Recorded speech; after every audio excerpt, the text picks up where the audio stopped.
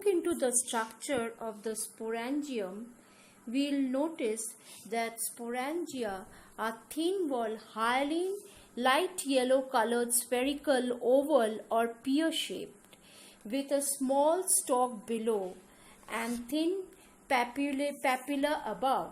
The mature sporangium is detached from the sporangiophore and is dispersed by a splash of water. Depending upon the environmental condition, as we have already discussed, they may germinate by direct or indirect process. And sometimes when the temperature ranges between 15 to 25 degrees centigrade, these sporangia, they undergo sporulation.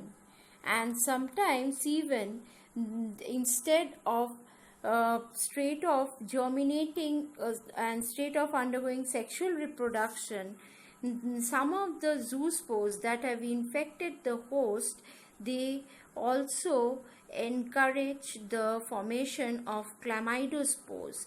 Chlamydospores are the thriving spores that can overcome adversities in the atmospheric condition, and when they find suitable conditions, they can be dispersed by wind so that they can spread from one field to another field depending upon the wind velocity as well as the direction of the wind, and they can easily affect the aerial parts of the plants. So now let's see the arrangement of the sporangium on the sporangiophore.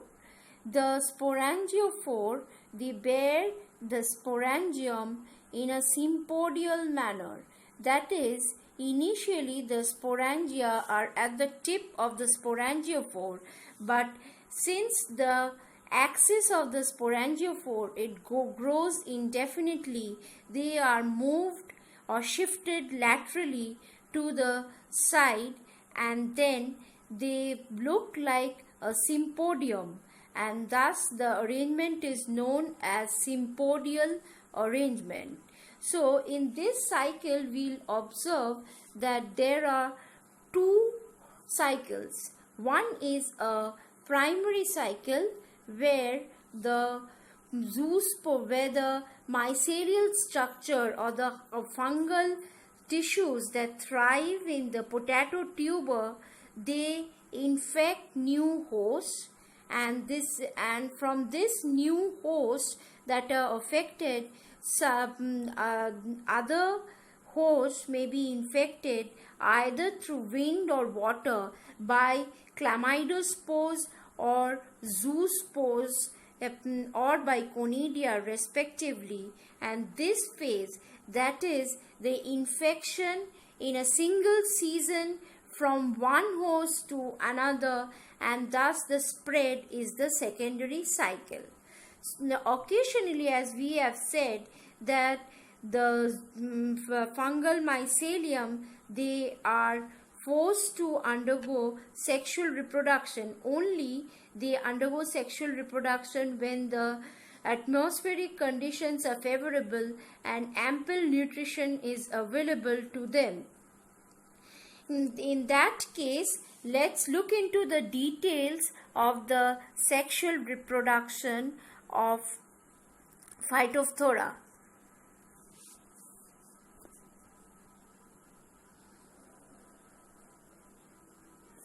Here we see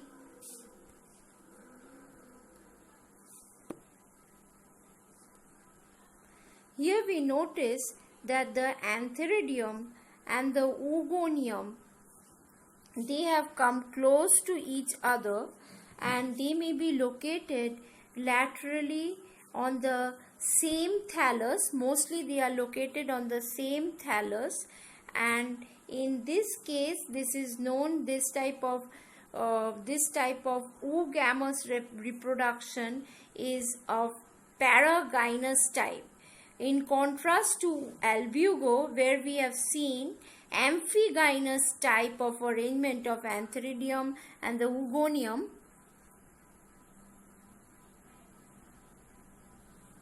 Here we see paragynous type of arrangement.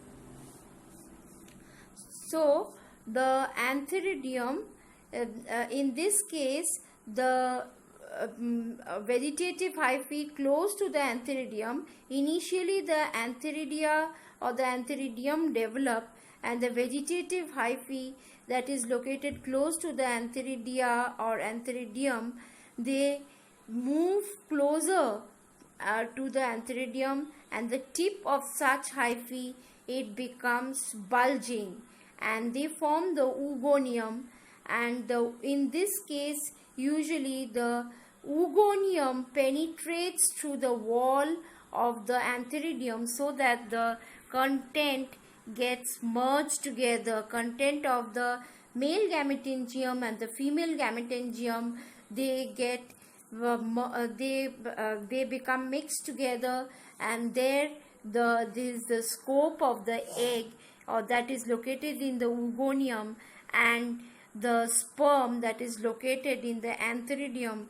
There is a chance of fusion.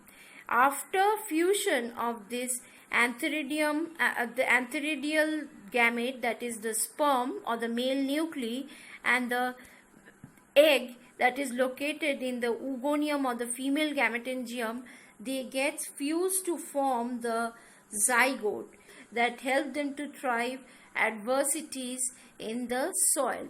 But when they get favorable conditions, these oospores, they germinate to form germ tubes, and the sexual reproduction and the sporangium and formation of zoospores, conidia, and in this way the multiplication or the life cycle moves ahead.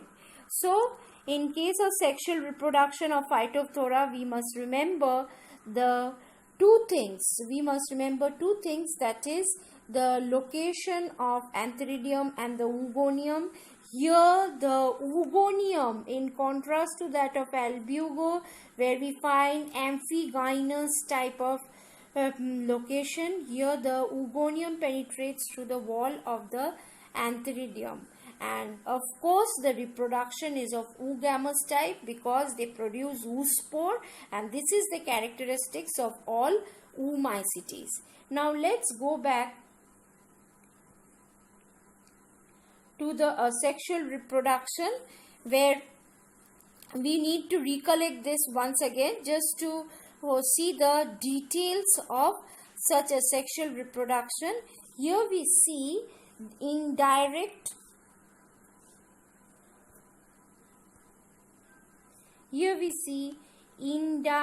germination of the sporangium, where zoospores have been formed within these compartments or the partitions. These partitions are formed by engulfing of cytoplasm and nuclei. Here one thing we should remember, in case of indirect germination, the temperature should be always above 15 degree centigrade, and in case of direct germination it should be less than 15, that is 12 to 18 degree centigrade. Whatever may be it, if it is direct or indirect, here we see that the zoospore penetrates through the stoma of the leaf, or it may seek entry to the stem through the lenticel.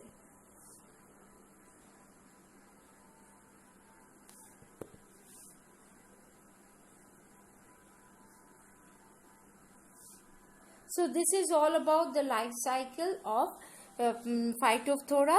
So the important thing is the life cycle shows two phases, just to recollect, that is a primary and a secondary cycle, where primary cycle is the first phase of infection to the current year livestock, either through oospores or through the mycelium that persists in the zoospore or the potato seeds, and the secondary is from the affected host to some new host. And we should remember that the sporangium germinates by two means, that is by direct and indirect. And last of all, the sexual reproduction, though it is occasional and this leads to the formation of oospore, it is of particularly paragynous oogamous type of reproduction. Here we end today. Here we end here.